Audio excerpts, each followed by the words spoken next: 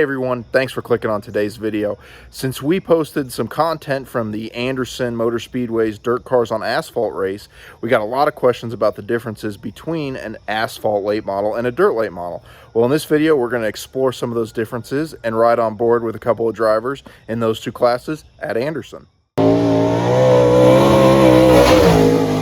If your tip is get a hot pressure washer, we know. You may have seen our cool racing stuff videos. Today, we're doing a spring test.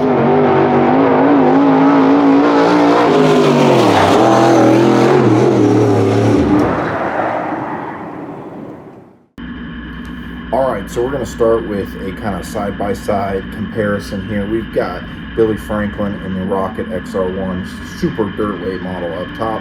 Thomas Beane in the asphalt late model in the bottom part of the screen. Thomas already a big winner at Anderson this year in the asphalt late model. So, a couple of differences between these cars just from a technical standpoint. This is one of our most commonly asked questions on this event that we went to. The dirt super late model has effectively an open engine. It has to be a V8, has to be carbureted, but it can be all aluminum, basically unlimited cubic inches. So you're talking about a lot of horsepower there, probably 900 plus horsepower. Carburetor is basically open on these cars. For example, my car has a 750 CFM carburetor on it, which is kind of on the small side for a dirt super late model.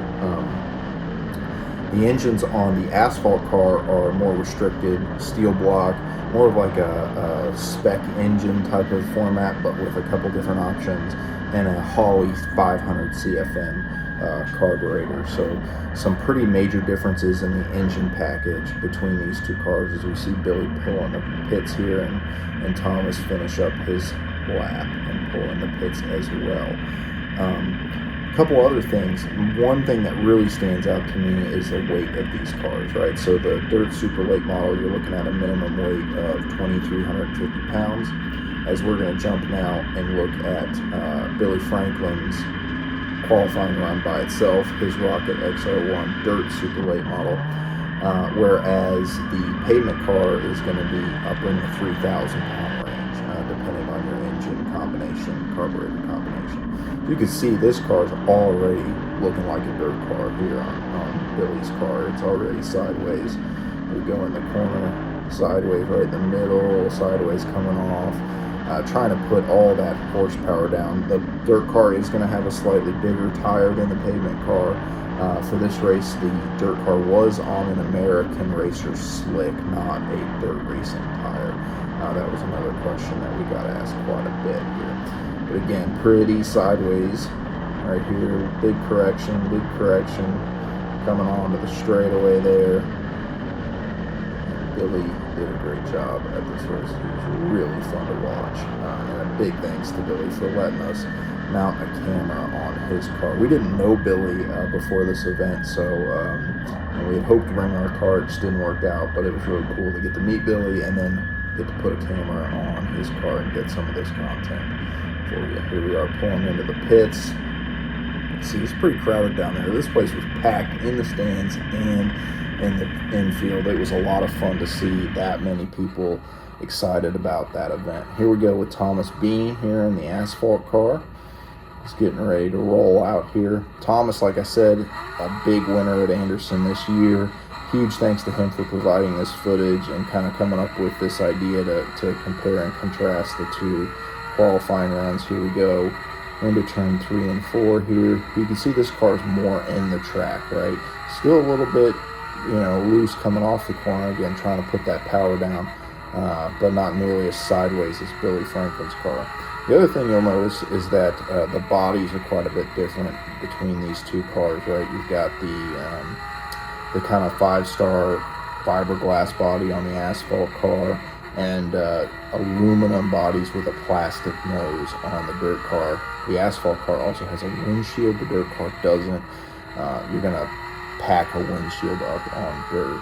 You don't have that concern on asphalt, at least you hope you don't.